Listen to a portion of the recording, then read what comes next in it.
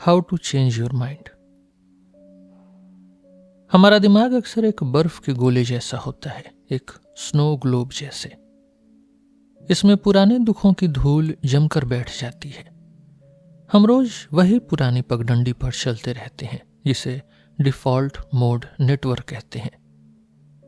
यह किताब एक नया दरवाजा खोलने की कहानी है। हम बात करेंगे एलएसडी और सिलोसाइबिन की। ये चीजें दिमाग की जमी धूल झाड़ने में मदद करती हैं। इनसे हमारी दिमाग की नसें यानी न्यूरोसाइंस फिर से नया संगीत बजाती हैं। हमारा पुराना घमंड, हमारा पुराना ईगो ही हमारा दिमाग का पिंजरा है। यह पिंजरा, यह केज टूटते ही हमें सब कुछ एक जैसा दिखने लगता है। हमें महसूस होता है कि हम और नेचर एक ही हैं। इससे पुरानी डिप्रेशन यानी उदासी और बुरी लत यानी एडिक्शन भी खत्म हो सकती है। यह सफर हमें जीने का एक नया नजरिया देता है। इन दवाओं एलएसडी, सिलोसाइबिन और कुछ और जो हम बात करेंगे, इनको आजमाना खतरनाक हो सकता है। भारत में इन पर पूरी तरह पाबंदी है, ये इलीगल है। यह बातें सिर्फ आपकी जानकारी के लिए दी जा रही हैं, एजुकेशनल पर्पस के लिए। आइए इस बुक को अब समझने की कोशिश करते हैं। 20वीं सदी के बीच में दो अनोखी चीजें सामने आईं। ये दवाइयां, ये मॉलिक्यूल्स बिल्कुल एटम बम जैसा धमाका थी। इनसे हमारी दुनिया और सोचने का तरीका बदल गया। लाखों लोगों ने इन्हें अपने दिमाग तक पहुंचाया। इन चीजों ने दुनिया में नई ताकत भर दी। अब सब कुछ पहले जैसा नहीं रहने वाला था। पहली चीज का नाम एलएसडी है। इसे अल्बर्ट हॉफमैन ने 1938 में गलती से बनाया। चखने के बाद उन्हें बहुत ताकतवर एहसास हुआ। यह एहसास डरावना और जादुई दोनों थे। दूसरी चीज एक छोटा सा भूरा मशरूम है, जिसे सिलोसाइबिन कहते हैं। हजारों सालों से लोग इसे भगवान का मांस कहते थे। वे इसे गहरा सुकून यानी ट्रांसेंडेंस पाने के लिए इस्तेमाल करते थे। स्पेन के पादरियों ने इसे लोगों से छुपा दिया। 1955 में एक बैंक वाले ने इसे फिर खोजा।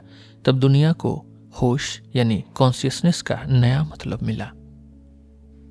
इन चीजों ने हमें दिमाग की न्यूरोसाइंस समझना सिखाया। 1950 में डॉक्टरों ने इसे चमत्कारी दवा माना। इससे डिप्रेशन और शराब की लत का इलाज शुरू हुआ। फिर 1960 के नौजवानों ने इसे अपना लिया, पर जल्द ही लोग इन दवाओं से डरने लगे। सरकार ने इन पर पूरी तरह पाबंदी लगा दी। अब 1990 के बाद वैज्ञानिक इसे फिर आजमा रहे हैं। वे देख रहे हैं कि यह डिप्रेशन कैसे मिटाती है। यह दवा दिमाग का पिंजरा यानी ईगो, इसको थोड़े समय के लिए खोल देती है। हमारा पुराना घमंड, हमारा ईगो शांत हो जाता है। हमें नेचर के साथ एक होने का एहसास होता है। वैज्ञानिक कहते हैं कि यह बर्फ के गोले को हिलाने जैसा है। हमारी पुरानी और दुख देने वाली आदतें साफ हो जाती हैं। दिमाग की पुरानी पगडंडी यानी डिफॉल्ट मोड नेटवर्क बदल जाती है। हमें जीने का नया नजरिया मिलता है। कैंसर के मरीजों को जब यह दवा यानी सिलोसाइबिन दी गई तो जादू हुआ। उनका मौत का डर बिल्कुल गायब हो गया। उन्हें लगा कि प्यार ही सबसे बड़ी चीज है। उन्हें एक अंदरूनी, एक स्पिरिचुअल ताकत महसूस हुई। अब हम समझ रहे हैं कि दिमाग के अंदर एक और दरवाजा है। हमें बस उसे खोलने की हिम्मत चाहिए। मुझे कभी यकीन नहीं था कि मुझे कोई स्पिरिचुअल एहसास होगा। मुझे इन बातों पर हमेशा शक रहता था, पर 2006 की एक खबर ने मुझे सोचने पर मजबूर कर दिया। लोगों ने ऐसी दुनिया देखी जहां दुनिया के कायदे नहीं चलते। उन्हें वहां ट्रांसेंडेंस मिला। उन्हें लगा कि वह सब सच था। मैं हमेशा से विज्ञान की बातों पर यकीन करता था। मेरे लिए सिर्फ मैटर ही सच था। पर क्या एक दवा से सोच बदल सकती है? क्या इससे मौत का डर कम हो सकता है? मुझे लगा जैसे मेरे दिमाग में एक नया दरवाजा है। मैंने उसे पहले कभी नहीं देखा था। इंसान हमेशा से अपना होश यानी कॉन्शियसनेस बदलना चाहता है। दुनिया भर में लोग इसके लिए प्लांट्स इस्तेमाल करते हैं, बूटियां इस्तेमाल करते हैं। ये बूटियां हमें स्पिरिचुअल पीस देती हैं। ये हमारे दिमाग के घाव भरने का काम करती हैं। इनसे हमें नई दुनिया के सपने दिखते हैं। लोग इन दवाओं से, इन साइकोडेलिक से बहुत डरते हैं, पर ये उतनी जानलेवा नहीं है। इनसे मरना लगभग नामुमकिन है। इनकी लत यानी एडिक्शन भी नहीं लगती। हाँ, कभी कभी बैड ट्रिप यानी बुरा तजुर्बा डरा सकता है, पर सही माहौल में सब ठीक रहता है। वैज्ञानिक कहते हैं कि यह बर्फ के गोले को हिलाने जैसा है। हमारी पुरानी आदतें हमें एक ही ढर्रे पर चलाती हैं। हम आज में जीना भूल जाते हैं। हमारा दिमाग बस आने वाले कल की चिंता करता है। यह दवा दिमाग की जमी धूल झाड़ देती है। हमारा पुराना घमंड, हमारा ईगो हमारे दिमाग का पिंजरा है। यह पिंजरा हमें दूसरों से अलग रखता है, पर यह दवाइयां इस पिंजरे को खोल देती हैं। हमें सब कुछ एक जैसा दिखने लगता है। हमें नेचर से जुड़ाव महसूस होता है। दिमाग में एक बंद दरवाजा है। LSD और सिलोसाइबिन उस दरवाजे की चाबी हैं। बड़े लोगों ने भी इन अलग रास्तों की बात की है, in different forms of consciousness की। हमें बस अपनी आंखें खोलकर देखना है। अब हम इस नई दुनिया को समझने के लिए तैयार हैं।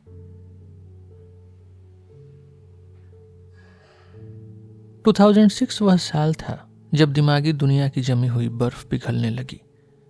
उस साल 3 ऐसी बातें हुई जिनसे सब कुछ बदल गया। स्विट्जरलैंड, अमेरिका और बाल्टीमोर में कुछ नया शुरू हो रहा था। पहली बड़ी बात स्विट्जरलैंड में हुई। वहां अल्बर्ट हॉफमैन का 100वां जन्मदिन मनाया जा रहा था। हॉफमैन वही वैज्ञानिक थे जिन्होंने 1943 में LSD दवा खोजी थी। वे 100 साल की उम्र में भी बहुत तंदुरुस्त थे। हॉफमैन ने अपनी पुरानी कहानी फिर से सुनाई। 1938 में वे एक जंगली घास की फफूंद पर काम कर रहे थे, एरगट पे। उन्होंने एक नया नुस्खा बनाया जिसे LSD 25 दवा नाम दिया। शुरू में यह कुछ खास नहीं लगी तो इसे अलमारी में रख दिया। 5 साल बाद 1943 में उन्हें अचानक एक एहसास हुआ। उन्हें लगा कि इस दवा को फिर से देखना चाहिए। जब वे इसे दोबारा बना रहे थे तो थोड़ी सी दवा उनकी खाल के जरिए अंदर चली गई। उन्हें अजीब सा महसूस होने लगा। वे घर गए और आंखें बंद करके लेट गए। उन्हें शानदार रंग और फॉर्म्स दिखने लगी। यह दुनिया का पहला ट्रिप था। कुछ दिन बाद उन्होंने खुद पर एक एक्सपेरिमेंट किया, एक प्रयोग। उन्होंने बहुत मामूली सी दवा पानी में पी ली। उन्हें लगा कि वे पागल हो रहे हैं। वे साइकिल चलाकर घर पहुंचे। आज भी लोग इसे साइकिल दिवस यानी बाईसाइकिल डे कहते हैं। उस समय उन्हें बहुत डर लगा। उनका दिमाग का पिंजरा, उनका ईगो पूरी तरह टूट चुका था। लेकिन अगले दिन उन्हें एक अनोखी चमक महसूस हुई, एक आफ्टर ग्लो। उन्हें लगा जैसे दुनिया अभी अभी नई बनी हो। दूसरी बड़ी बात अमेरिका की सबसे बड़ी अदालत में हुई। अदालत ने एक छोटे से धार्मिक ग्रुप को एक खास चाय इस्तेमाल करने की इजाजत दी, आयोवास्का की। इस चाय में एक खास चीज यानी DMT होती है। अदालत ने कहा कि धर्म की आजादी के लिए यह जरूरी है। इससे इन दवाओं के लिए एक नया रास्ता खुला। तीसरी और सबसे बड़ी बात वैज्ञानिक रोलैंड ग्रिफिथ्स की रिपोर्ट थी। उन्होंने साबित किया कि मशरूम वाली दवा यानी सिलोसाइबिन से गहरा सुकून यानी ट्रांसेंडेंस मिल सकता है। उन्होंने कई लोगों पर यह एक्सपेरिमेंट किया। उन लोगों ने कहा कि यह उनके जीवन का सबसे जरूरी एक्सपीरियंस था। उन्होंने दिखाया कि यह दवा सिर्फ नशा नहीं है, यह बर्फ के गोले को हिलाने जैसा काम करती है। इससे हमारे दिमाग की जमी हुई धूल साफ हो जाती है, दिमाग की पुरानी पगडंडी बदल जाती है। इससे इंसान को जीने का नया नजरिया मिलता है। यह पुरानी डिप्रेशन और डर का इलाज करने का एक नया रास्ता है। रोलैंड ग्रिफिथ्स एक बहुत संजीदा वैज्ञानिक थे। वे लंबे और दुबले पतले थे। उनके बाल सफेद और बहुत घने थे। वे अपनी बातों को बहुत सलीके से कहते थे। वे पहले सिर्फ बाहर के बर्ताव यानी बिहेवियरिज्म को सच मानते थे। वे पढ़ते थे कि हमें नशे की लत क्यों लगती है। उन्होंने चाय कॉफी की लत यानी कैफीन विड्रॉल पर बहुत काम किया। वे अपने काम में सबसे माहिर माने जाते थे। फिर 1994 में उनकी जिंदगी बदल गई। उन्होंने योग और मेडिटेशन करना शुरू किया। उन्हें मेडिटेशन में एक अनोखा एहसास हुआ, एक अवेकनिंग। उन्हें लगा कि दुनिया बस हड्डी मांस का ढांचा नहीं है, उन्हें कुछ बहुत गहरा और स्पिरिचुअल महसूस हुआ। उन्हें लगा कि न्यूरोसाइंस, दिमाग की नसें सब कुछ नहीं बताती, होश और समझ यानी कॉन्शियसनेस एक बहुत बड़ा रहस्य है। वे इस पहेली को विज्ञान से सुलझाना चाहते थे। फिर उनकी मुलाकात बॉब जेसी से हुई। बॉब जेसी एक कंप्यूटर इंजीनियर थे। वे बहुत चुपचाप रहकर काम करते थे। उन्होंने एक बार LSD ली। उस समय उनका दिमाग का पिंजरा पूरी तरह टूट गया। उन्हें पूरी दुनिया का जन्म होता हुआ दिखा। उन्हें लगा कि वे इस पूरी कुदरत का हिस्सा हैं। उन्हें एक नॉन डुअल एक्सपीरियंस मिला, एक गहरा सुकून। उन्हें समझ आया कि प्यार ही सबसे बड़ा सच है। उन्होंने ठान लिया कि वे इस दवा को फिर से दुनिया के सामने लाएंगे। रिक डॉबलिन भी उनके एक खास साथी थे। रिक के चेहरे पर हमेशा एक मुस्कान रहती है। वे सालों से सरकार को मनाने की कोशिश कर रहे हैं। वे चाहते हैं कि ये दवाइयां सबको नया नजरिया, न्यू पर्सपेक्टिव दें। बॉब जेसी ने जब पहली बार सफर किया तो उनकी जिंदगी बदल गई। वे सैन फ्रांसिस्को में नाच गाने वाली महफिलों में जाने लगे। वहां उन्हें लगा कि हम सब एक हैं। उन्होंने मेडिटेशन सीखा। उन्हें लगा कि कंप्यूटर बनाने से ज्यादा जरूरी इंसानी रूह को समझना है। उन्होंने अपनी पुरानी नौकरी छोड़ दी। उन्होंने एक खास संस्था बनाई, CSP। उनका मकसद था कि आम लोग भी सेक्रेड एक्सपीरियंस पा सकें, इस स्पिरिचुअल सुकून को। उन्होंने पुरानी फाइलों से धूल झाड़ी। उन्हें पता चला कि पुराने वक्त में हजारों लोगों पर एक्सपेरिमेंट हुए थे। इनसे शराब की लत और डिप्रेशन का इलाज होता था। बॉब चाहते थे कि ये दवाइयां सिर्फ बीमारों के लिए न हो। वे चाहते थे कि अच्छे खासे लोग भी अपनी सोच बेहतर कर सकें। उन्होंने पुराने गुड फ्राइडे वाले एक्सपेरिमेंट्स को पढ़ा। उसमें कुछ स्टूडेंट्स को सिलोसाइबिन दी गई थी। उन्हें ऐसा लगा जैसे वे सीधे भगवान से मिल रहे हों। कैलिफोर्निया में एक जगह है, एसालन। यहाँ पुरानी जानकारियों को संभाल कर रखा गया था। यहाँ स्टेनिस्लाव ग्रोफ जैसे एक्सपर्ट थे। वे मानते थे कि दवाइयाँ दिमाग को समझने का सबसे बड़ा औजार है। बॉब जेसी ने 1996 में वहां एक बड़ी बैठक बुलाई। वहां उन्होंने बॉब शूटर को बुलाया। शूटर सरकार के बड़े अधिकारी रह चुके थे। शूटर ने सलाह दी कि LSD को छोड़कर सिलोसाइबिन पर काम करें। सिलोसाइबिन का नाम उतना खराब नहीं था। शूस्टर ने ही बॉब जेसी को रोलैंड ग्रिफिथ से मिलवाया। वैज्ञानिकों की टीम में एक खास कमी थी। उन्हें एक बहुत माहिर एक्सपर्ट की जरूरत थी। बिल रिचर्ड्स वह माहिर उस्ताद थे। उन्होंने 1977 में आखिरी बार यह दवा दी थी। उसके बाद वे बस सही वक्त का इंतजार करते रहे। बिल बहुत ही खुशमिजाज इंसान हैं। वे पुराने और नए दौर के बीच एक पुल की तरह हैं। वे कहते हैं कि ये दवाइयां हजारों साल पुरानी हैं। कई बार इन्हें लोगों से छुपाया गया, पर मशरूम अब भी उगता है। अंत में सच सामने आना ही था। बिल ने 1963 में पहली बार सिलोसाइबिन ली। उन्हें लगा जैसे उनके अंदर का दिमाग का पिंजरा खुल गया है। उन्हें हर तरफ बस प्यार और शांति दिखे। इसे ट्रांसेंडेंस कहते हैं। इस एहसास को बयां करना बहुत मुश्किल है। बिल कहते हैं कि यह ऐसा है जैसे कोई गुफा में रहने वाला आदमी अचानक शहर पहुंच जाए। उसे सब कुछ बड़ा और चमकदार लगता है, पर उसके पास बताने के लिए शब्द कम पड़ जाते हैं। बिल ने मैरीलैंड के एक अस्पताल में बहुत काम किया। वहां उन्होंने शराब की लत और डिप्रेशन का इलाज किया। 1960 के दौर में लोग इस काम को फ्यूचर मानते थे। वे हजारों डॉक्टरों को यह सब सिखाना चाहते थे, पर फिर राजनीति ने सब खराब कर दिया। राष्ट्रपति निक्सन ने इसे खतरनाक कह दिया। सरकार ने न्यूरोसाइंस वाले इस रिसर्च को बंद कर दिया। सारा ज्ञान फाइलों में दबा दिया गया। फिर 1998 में बिल को एक फोन आया। रोलैंड और बॉब इस काम को फिर शुरू करना चाहते थे। 22 साल बाद फिर से रिसर्च शुरू हुई। यह दिमाग का नया जन्म जैसा था। बिल अब तक 100 से ज्यादा लोगों को यह सफर, यह जर्नी करा चुके हैं। आज लैब का कमरा किसी घर जैसा लगता है। वहां स्पिरिचुअल आर्टिफैक्ट्स और बुद्ध की मूरत है। जब कोई वहां रोता है तो वो दुख के आंसू नहीं होते, वो उस गहरे सुकून, उस सेक्रेटनेस के आंसू होते हैं जिसे हम सब ढूंढ रहे हैं। 1999 की बात है। अखबारों में एक अनोखा एडवर्टीजमेंट छपा। लिखा था, क्या आप स्पिरिचुअल लाइफ की तलाश में हैं? यूनिवर्सिटी के वैज्ञानिकों ने फिर से प्लांट्स पर काम शुरू किया। बिल और मेरी ने 22 साल बाद पहली बार किसी को यह दवा दी। हजारों लोग आए, पढ़े लिखे लोग, साधु और बीमार भी। सब देखना चाहते थे कि होश यानी कॉन्शियसनेस की गहराई क्या है। वैज्ञानिकों ने सबको बहुत ध्यान से तैयार किया। सफर शुरू होने से पहले 8 घंटे तक बातचीत हुई। इसे उड़ान के नियम यानी फ्लाइट इंस्ट्रक्शंस कहा गया। गाइड कहते थे, बस बहाव पर भरोसा रखो, ट्रस्ट द ट्रेजेक्टरी। भरोसा रखो, खुद को छोड़ दो और खुले रहो। अगर सामने कोई बंद दरवाजा दिखे तो उसे खोल दो। अगर मौत का डर लगे तो घबराओ मत, बस मर जाओ। यह सब एक गहरे सुकून की तैयारी थी, एक मिस्टिकल एक्सपीरियंस की। ब्रायन नाम के एक आदमी ने अपना सफर बताया। उसे लगा उसका शरीर पिघल रहा है, सिर्फ उसके जबड़े का एक हिस्सा बचा था। वह डरा नहीं, बल्कि उसे सब कुछ जादुई लगने लगा। उसने अपनी जिंदगी के पुराने रिश्तों को बर्फ की तरह देखा। उसे समझ आया कि हर इंसान ने उसे कुछ सिखाया है।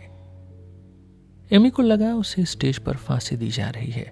उसे बहुत ज्यादा गलती का एहसास हो रहा था, गिल्ट का। पर जैसे ही उसने अपने गाइड को यह बात बताई, डर भाग गया। उसे लगा वह एक परिंदे पर बैठकर दुनिया की सैर कर रही है। उसे नेचर और लोगों के साथ एक गहरा जुड़ाव महसूस हुआ। रिचर्ड ने एक बहुत बड़ी बात सीखी। उसे लगा उसका पुराना घमंड पिघल रहा है। हमारा घमंड ही असल में हमारे दिमाग का पिंजरा है। जब यह पिंजरा टूटता है तो हमें होश की नई समझ मिलती है। रिचर्ड को लगा जैसे वह ऊपर वाले की गोद में हो। उसे बस एक ही सच नजर आया कि प्यार ही सबसे बड़ी ताकत है। मैंने उन लोगों से बात की जिन्होंने यह दवा ली थी। मेरे मन में बहुत से सवाल थे। क्या उनके सपने और एहसास सच थे? ये दिमाग की फिल्में, ये इंट्रासाइकिक मूवीज कहाँ से आती हैं? क्या ये अंदर से आती हैं या कहीं बाहर से? रोलैंड ग्रिफिथ्स भी पहले बहुत हैरान थे, पर उन्होंने देखा कि इसमें कुछ गहरा मतलब छिपा है। यह सिर्फ मामूली नशे का असर नहीं है। उनका होश अब पूरी तरह बदल गया था। कुछ डॉक्टर इसे बस दिमाग की खराबी कहते हैं, डिलीरियम, पर जिन्हें यह एहसास हुआ वे इसे सबसे बड़ा सच मानते हैं। यह दवा दिमाग का पिंजरा खोल देती है। दिमाग की पुरानी आदतें और जमी धूल साफ हो जाती हैं। रोलैंड अब मौत को एक बड़ी पहेली मानते हैं। शायद मौत खत्म होना नहीं, एक नई शुरुआत हो। वे अब विज्ञान और स्पिरिचुअलिटी को साथ ला रहे हैं। रोलैंड को अब मौत से डर नहीं लगता। हस्टन स्मिथ ने इसे नेचर से दोबारा जुड़ना कहा। यह सुनकर रोलैंड के चेहरे पर एक प्यारी मुस्कान आ गई। वैज्ञानिक रोलैंड ग्रिफिथ्स से मेरी मुलाकात खत्म हो रही थी। वे अपने मेज से उठे और जेब से एक सिक्का निकाला। उन्होंने मुझसे एक सवाल पूछा, क्या आप जानते हैं कि आप होश में हैं? मैंने हाँ कहा और उन्होंने मुझे वह सिक्का दे दिया। उस पर सिलोसाइबिन क्यूबेंसिस बनी हुई थी। सिक्के पर लिखा था, एक्सपेरिमेंट ही असल जानकारी है। यह सिक्का एक मशरूम की याद दिलाता है। अब वैज्ञानिक लैब में बनी दवा सिंथेटिक सिलोसाइबिन इस्तेमाल करते हैं, पर असल में यह चीज नेचर से एक मशरूम से आती है। मेक्सिको के लोग इसे हजारों सालों से इस्तेमाल कर रहे थे। वे इसे भगवान का मांस मानते थे। हॉस्पिटल के साफ कमरों में हम यह बात भूल जाते हैं। हम भूल जाते हैं कि यह एक जंगली फफूंद है, एक फंगस है। मशरूम ये केमिकल्स क्यों बनाते हैं? ये केमिकल्स हमारे सेरोटोनिन जैसे होते हैं। ये हमारे दिमाग के अंदर तक पहुंच जाते हैं। क्या ये मशरूम खुद को बचाने के लिए ऐसा करते हैं? शायद वे हमारा होश, हमारा कॉन्शियसनेस बदलना चाहते हैं। कुछ लोग इसे सिर्फ हेलुसिनेशन मानते हैं, दिमाग का धोखा, पर कई लोगों को इससे गहरा सुकून मिलता है। उन्हें एग्जिस्टेंस यानी होने का एहसास समझ आता है। वे दिमाग के पिंजरे से बाहर निकल जाते हैं। इस बारे में पॉल स्टामिट्स सबसे ज्यादा मानते हैं। वे वॉशिंगटन के एक मशरूम गाइड हैं, माइकोलॉजिस्ट। वे सिर पर मशरूम से बनी एक टोपी पहनते हैं। उनका कहना है कि मशरूम नेचर का संदेश लेकर आते हैं।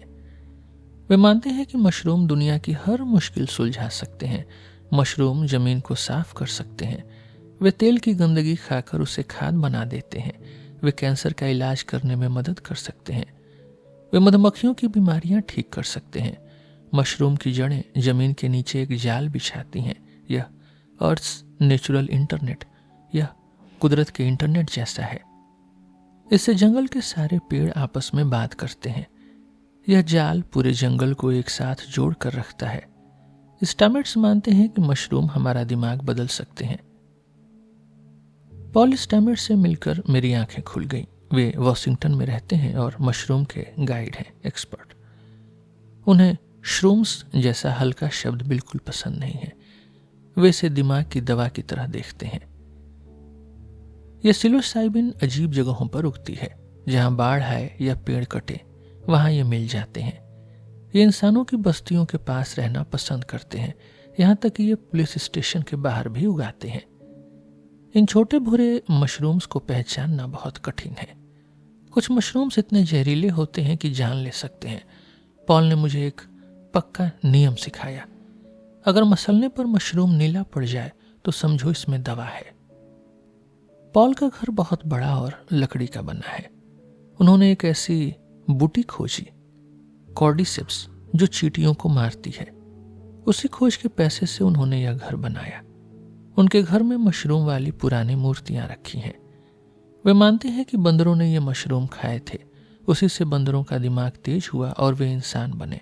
इसे नशे वाले बंदर का सिद्धांत यानी स्टोन्ड एप थियरी कहते हैं। इस बात ने मेरे दिमाग की पुरानी पगडंडी यानी डिफॉल्ट मोड नेटवर्क को हिला दिया। पॉल ने मुझे अपनी एक पुरानी कहानी सुनाई। वे बचपन में एक बहुत हकलाते थे, एक स्टटर थे और बहुत डरते थे। एक दिन उन्होंने मशरूम की बहुत भारी खुराक ली। वे जंगल में एक ऊंचे ओक के पेड़ पर चढ़ गए। तभी जोरदार बारिश और बिजली कड़कने लगी। पॉल डर के मारे पेड़ से चिपके रहे। उन्होंने अपने दिमाग में बार बार चिल्लाकर कहा, हकलाना बंद करो। यह उनके दिमाग की जमी धूल झाड़ने जैसा था। अगले दिन जब वे पेड़ से उतरे, जादू हो गया। उनका हकलाना पूरी तरह से गायब हो चुका था। उन्होंने पहली बार एक लड़की से बिना डरे बात की। यह उनके दिमाग का नया जन्म था। पॉल स्टामिट्स बहुत कम उम्र में मशरूम के गाइड बन गए। 1978 में उन्होंने अपनी पहली किताब लिखी। उन्होंने बताया कि इंसान और मशरूम पुराने साथी हैं। पॉल ने वॉशिंगटन के एक कॉलेज में इसकी गहराई से पढ़ाई की। उनके साथ कुछ और दोस्त भी इस खोज में जुट गए। इन दोस्तों ने मशरूम की नई नई किस्में खोजी। उस समय लोग सिलोसाइबिन के बारे में कम जानते थे। पॉल ने देखा कि लोग खेतों में मशरूम ढूंढते थे। वे झुककर चलते थे, जिसे मशरूम वाली चाल यानी सिलोसाइबिन स्टूप कहा गया। पॉल ने मशरूम पर बड़े बड़े कार्यक्रम शुरू किए। 1999 में एक बहुत बड़ी सभा हुई। वहां बड़े बड़े वैज्ञानिक एक रंगीन बस में आए। वहां लोगों ने रूहानी प्लांट्स यानी एथनोजन्स पर बात की। कुछ लोग मशरूम और भालू के कपड़े पहनकर नाच रहे थे। यह सब बहुत ही जादुई और अनोखा था। पॉल के पास 1957 की एक पुरानी मैगजीन भी थी। 1957 में एक बड़े बैंक वाले ने सबको चौंका दिया। उनका नाम था आर. गॉर्डन वॉसन। उन्होंने एक मैगजीन में अपनी कहानी लिखी। वहीं से जादुई मशरूम नाम मशहूर हुआ। वॉसन ने बताया कि वे मेक्सिको के पहाड़ों में गए थे। वहां उन्होंने पहली बार यह बूटी यह सिलोसाइबिन चखी थी। वासन की पत्नी को मशरूम से बहुत प्यार था, पर वासन शुरू में मशरूम से बहुत डरते थे। वे इसे गंदी और खतरनाक चीज मानते थे। फिर उन्होंने सोचा कि कुछ लोग मशरूम से क्यों डरते हैं। शायद पुराने जमाने में लोग मशरूम की पूजा करते थे। वे इसकी तलाश में मेक्सिको पहुंच गए। वहां उन्हें एक बूढ़ी गाइड कुरेंडेरा मिली। उनका नाम मारिया सबीना था। सबीना ने उन्हें मशरूम का सैक्रेमेंट, एक स्पिरिचुअल तोहफा दिया। वासन को वहां बहुत ही सुंदर नज़ारे दिखे। उन्हें लगा जैसे वे सच को देख रहे हैं। स्पेन के हमलावर इस पुरानी रस्म, इस एंशियंट रिचुअल को मिटाना चाहते थे। चर्च को लगता था कि यह शैतान का काम है। वे इन मशरूम वाली मूर्तियों को तोड़ देते थे, पर स्थानीय लोग इसे भगवान का मांस कहते थे। चर्च चाहता था कि लोग सिर्फ उनकी बात माने। वे ऊपर नीचे का फर्क यानी हायरार्की बनाए रखना चाहते थे। पर मशरूम तो सीधे होश यानी कॉन्शियसनेस का दरवाजा खोल देता था। इसे खाने के बाद किसी बिचौलिए की जरूरत नहीं थी, किसी मिडिल मैन की। यह इंसान को सीधे नेचर से जोड़ देता था। यह दिमाग का पिंजरा तोड़कर आज़ादी देता था। इसीलिए बड़े बड़े संस्थान इस बूटी को, इस सिलोसाइबन से डरते थे। वे नहीं चाहते थे कि इंसान इतना आज़ाद महसूस करे। 1955 की एक रात गॉर्डन वासन ने पहली बार वो पवित्र मशरूम चखा। उसने मारिया सबीना नाम की एक बूढ़ी गाइड को मनाया। सबीना अपने गांव में लोगों को हीलिंग करती थी, रूहानी इलाज करती थी। रात के अंधेरे में एक छोटे से कमरे में वह सफ़र शुरू हुआ। वासन ने मशरूम को छोटे बच्चे कहा। स्वाद बहुत खराब था, मगर असर बहुत जादुई। वासन को अपनी आंखों के सामने शानदार रंग और महल दिखने लगे। उसे लगा जैसे उसकी आंखों से पर्दा हट गया हो। वह दुनिया को साफ देख पा रहा था। उसे लगा जैसे वह ऊपर वाले की गोद में हो। यह उसके दिमाग का पिंजरा खुलने जैसा था। उसे यकीन हो गया कि भगवान का ख्याल शायद इन्हीं मशरूमों से आया होगा। मगर मारिया सबीना के लिए यह कोई तमाशा नहीं था। उसके लिए यह मशरूम सिर्फ बीमारों को ठीक करने का जरिया थे। जब वासन की कहानी अखबारों में छपी तो दुनिया भर से लोग वहां पहुंचने लगे। इससे गांव की शांति छिन गई। सबीना का घर जला दिया गया और उसे जेल हुई। उसे बहुत दुख था कि बाहर वालों ने पवित्र बच्चों की ताकत खराब कर दी। अगली सुबह मेरी मुलाकात पॉल स्टेमेट से हुई। उनके पास पत्थर की पुरानी मूर्तियां थी। ये हजारों साल पुरानी हैं। पॉल मानते हैं कि मशरूम ने ही इंसान को इंसान बनाया। एक मशहूर ख्याल है कि पुराने जमाने के बंदरों ने ये मशरूम खाए थे। इससे उनके दिमाग की पुरानी धूल झाड़ दी। उनके सोचने का तरीका बदला और वे इंसान बन गए। पॉल और मैं जंगल में मशरूम ढूंढने निकले। दिसंबर की ठंड थी और जगह बहुत सुनसान। काफी ढूंढने के बाद हमें अजी यानी सिलोसाइबी एजुरिसेंस नाम का मशरूम मिला। पॉल ने कहा, इसे थोड़ा मस लो। जैसे ही मैंने उसे छुआ वह नीला पड़ गया। यह नीला रंग ही उस दवा, उस सिलोसिन की असली पहचान है। पॉल ने मुझे चेतावनी दी कि ये मशरूम बहुत तेज होते हैं। इन्हें खाने के बाद कुछ लोग हिलडुल भी नहीं पाते। टेम्परेरी पैरालिसिस हो जाता है। यह दिमाग के पिंजरे को पूरी तरह तोड़ देता है। हमें बस इस बदलाव के लिए, इस चेंज के लिए तैयार रहना चाहिए। हम सब इसी नेचर का हिस्सा हैं। यही दिमाग का नया जन्म है। आखिर ये मशरूम ऐसी दवा क्यों बनाते हैं? क्या ये हमें कुछ खास बताना चाहते हैं? पॉल स्टेमेट्स के गाइड माइकल ब्यूग ने इसका जवाब दिया।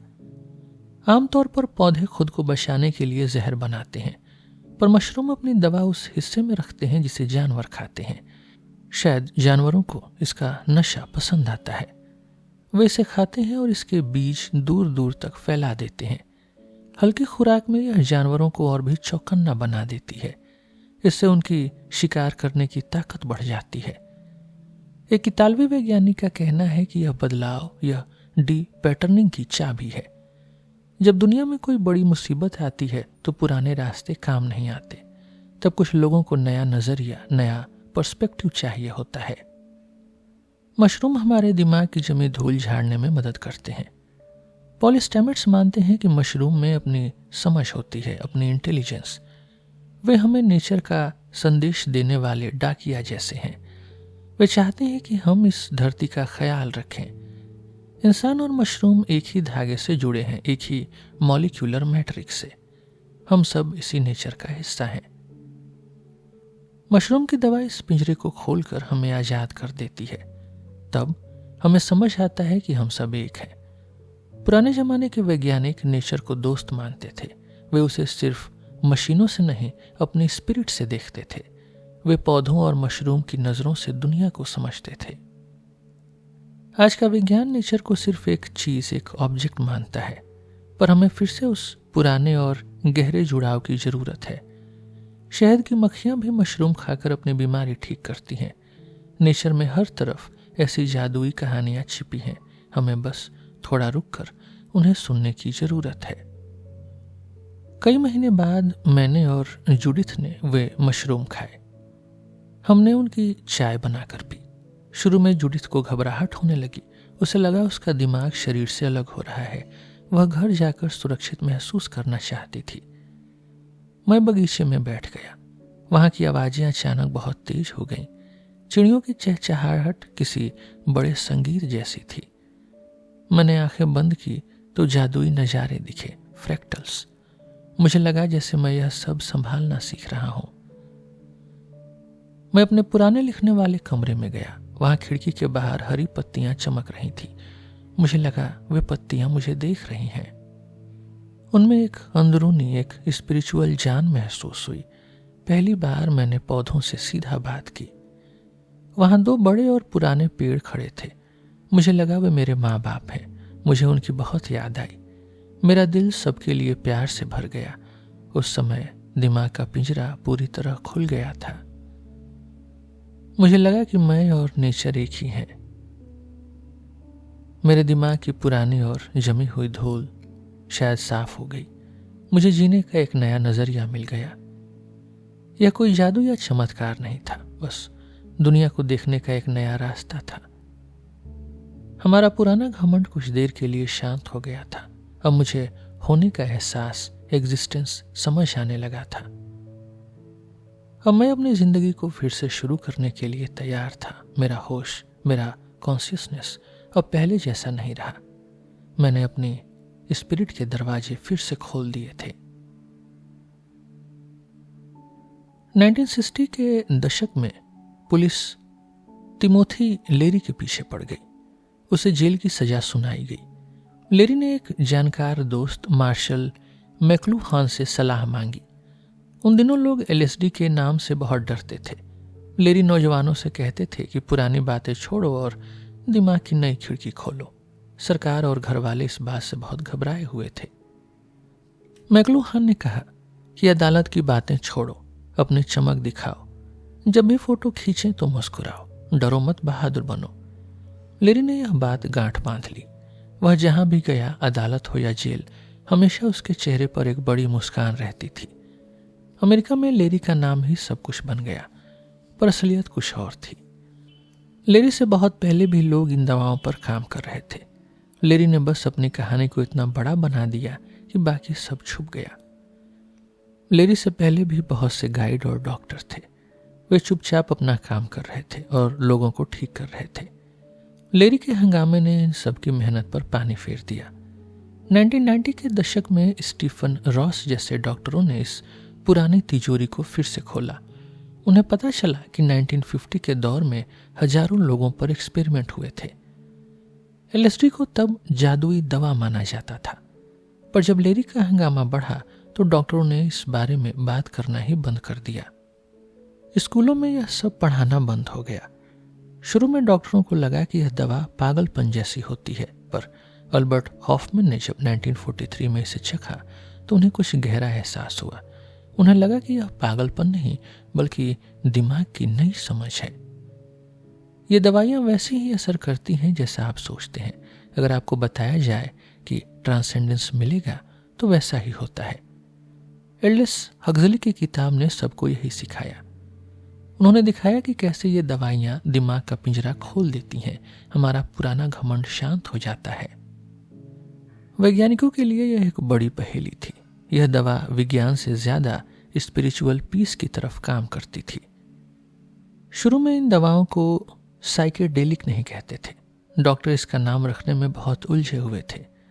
1950 में इसे पागलपन की नकल यानी साइकोटोमिमेटिक कहा गया। उन दिनों डॉक्टरों को लगता था ये दवा पागल कर देती है। हम्फ्री आसमंड एक बड़े गाइड थे, बड़े जानकार थे। उन्होंने खुद LSD खाकर देखी। वे देखना चाहते थे कि पागल आदमी को क्या महसूस होता है। उन्हें लगा कि न्यूरोसाइंस ही सब तय करती है, पर जल्दी ही उन्हें कुछ और ही समझ आया। उन्होंने शराबियों का इलाज करना शुरू किया। उन्हें लगा कि दवा से शराबी डरकर शराब छोड़ देंगे, पर दवा ने उन्हें डराने के बजाय गहरा सुकून दिया। लोगों को लगा कि वे पूरी दुनिया के साथ एक हैं। एलएसडी दवा ने इस पिंजरे की सलाखें पिघला दी। शराब छोड़ने वाली सभा के मालिक बिल भी इसे मानते थे। उन्हें खुद एक जड़ी बूटी से नया रास्ता मिला था। वे चाहते थे कि बाकी शराबी भी यह दवा आजमाएं, पर उनकी सभा के बाकी लोग इस बात पर राजी नहीं हुए।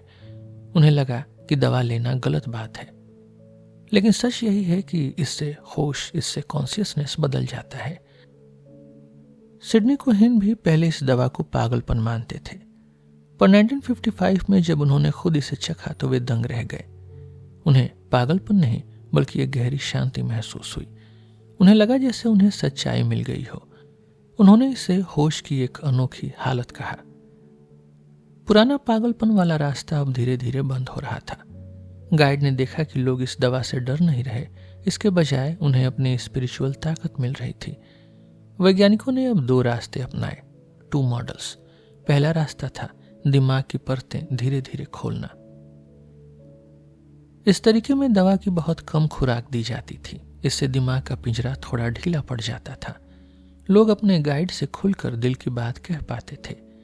वे अपने बचपन के उन जख्मों को याद कर पाते थे। वे उन यादों को फिर से जीकर अपना इलाज करते थे। लॉस एंजलिस के बड़े गाइड भी यही तरीका अपना रहे थे। वे कलाकारों और पढ़े लिखे लोगों को यह दवा यानी एलएसडी देते थे। मशहूर हीरो कैरी ग्रांट ने भी यह दवा ली। उन्होंने कहा कि उनका पुराना घमंड खत्म हो गया है। ग्रांट को लगा कि उनका नया जन्म हुआ है।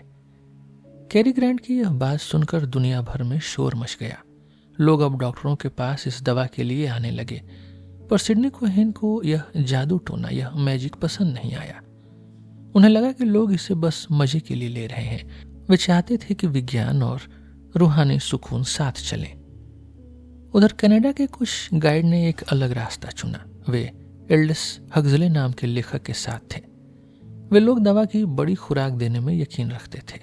वे चाहते थे कि इंसान को एक ही बार में गहरा एहसास हो। हक्सले ने इसे होश यानी कॉन्शियसनेस का खुलना कहा। 1956 में उन्होंने इस दवा को साइकेडेलिक नाम दिया। इसका मतलब था दिमाग का आईना, माइंड मैनिफेस्टिंग। वे चाहते थे कि यह दवा सबको एक नया नजरिया दे।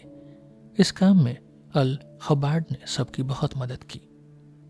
अल हबार्ड एक बहुत ही रहस्यमयी और जादुई इंसान थे। वे कमरे में फूल, तस्वीरें और संगीत लेकर आए। वे चाहते थे कि मरीज को घर जैसा सुकून महसूस हो।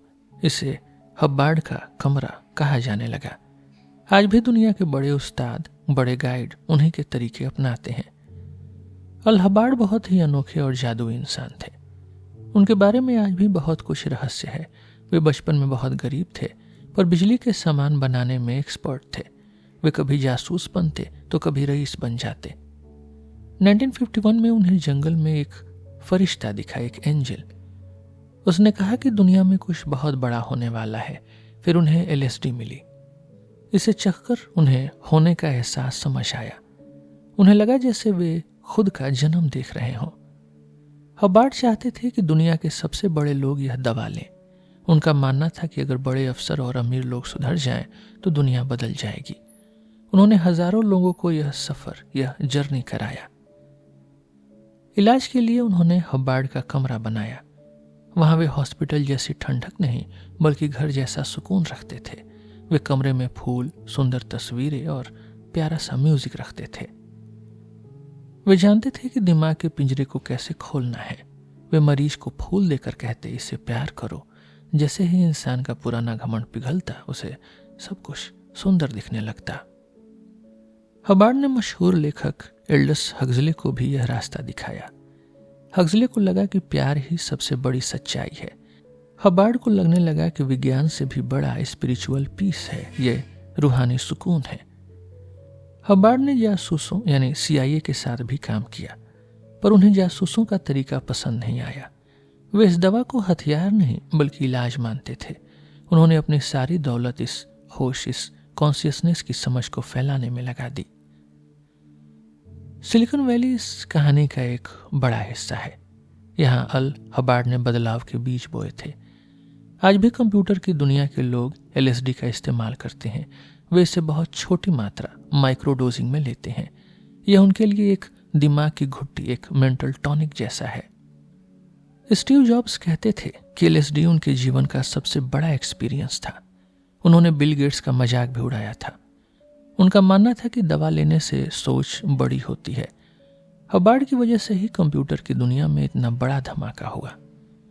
मैरन स्टोलारोफ इस कहानी के एक और बड़े खिलाड़ी थे। वे मशीनों और डेटा को रिकॉर्ड करने के एक्सपर्ट थे। 1956 में उन्होंने पहली बार LSD ली। उन्हें लगा कि उनका दिमाग का पिंजरा टूट गया है। उन्हें दुनिया का जन्म और अपना खुद का जन्म दिखा। उन्हें लगा कि हम सब एक हैं। उन्होंने अपनी पूरी जिंदगी इसी काम में लगा दी। वे अपनी कंपनी को दिमाग की सफाई वाला केंद्र बनाना चाहते थे। अल हबार्ड वहां लोगों को सफर कराते थे। वे चाहते थे कि लोग अपना पुराना घमंड छोड़ दें, पर यह काम बीच में ही रुक गया। कुछ लोगों को हबार्ड की धार्मिक तस्वीरें पसंद नहीं आई, पर इंजीनियरों को सोचने का तरीका अब बदल चुका था। 1961 में मैरन ने अपनी नौकरी छोड़ दी। उन्होंने दिमाग की समझ यानी कॉन्शियसनेस पर रिसर्च शुरू की। वे देखना चाहते थे कि क्या LSD से नए इन्वेंशन हो सकती हैं। कंप्यूटर बनाने वाले कई बड़े वैज्ञानिकों ने यह दवा ली। वे ऐसी पहेलियां सुलझा पाए जो पहले नामुमकिन थी। यह दिमाग की जमी धूल झाड़ने जैसा था। स्टुअर्ट ब्रैंड भी इसी सोच से जुड़ गए। उन्होंने होल अर्थ कैटलॉग नाम की मशहूर किताब लिखी। एक दिन वे अपनी छत पर बैठकर सफर यानी LSD का ट्रिप कर रहे थे। उन्हें लगा कि धरती एक छोटा सा गोल घर है, हमें उसे संभाल कर रखने की जरूरत है। उन्होंने ही धरती की पहली फोटो के लिए आंदोलन किया। इसी सोच से कंप्यूटर की नई दुनिया यानी साइबर स्पेस पैदा हुई। दिमाग का नया जन्म ही असल में आज की तकनीक की बुनियाद है। हम सब एक दूसरे से जुड़े हैं, बस हमें वह पिंजरा खोलने की जरूरत है। टिमोथी लेरी एक बहुत बड़े जानकार आदमी थे। 1960 के दौर में वे हमेशा मुस्कुराते हुए दिखते थे। उन्हें एक बड़े दोस्त ने सलाह दी थी, अपनी मुस्कान मत छोड़ना। चाहे वे जेल जाएं या अदालत, उनके चेहरे पर हमेशा नूर रहता था। वे चाहते थे कि लोग उन्हें LSD बेचने वाले एक खुश मिजाज इंसान की तरह देखें। लोग समझते हैं कि लेरी ने ही सब शुरू किया, पर सच तो यह है कि उनसे पहले भी बहुत से एक्सपर्ट इस बूटी पर काम कर रहे थे। लेरी को लगने लगा कि स्कूलों में पढ़ाई जाने वाली बातें बस एक खेल है, एक गेम। वे कुछ ऐसा ढूंढ रहे थे जिससे इंसान का पूरा जीवन बदल जाए। 1960 की एक गर्मी की दोपहर थी। लेरी मेक्सिको में एक तालाब के किनारे बैठे थे। वहां उन्होंने पहली बार मशरूम वाली दवा यानी सिलोसाइबिन बूटी चखी। सिर्फ 4 घंटों में उन्होंने वह सब सीख लिया जो उन्होंने सालों की पढ़ाई में नहीं सीखा था। उनका होश पूरी तरह जाग गया था। वे चिल्लाकर कहने लगे, जाग जाओ, आप सब भगवान हो। लेरी हार्वर्ड में थे।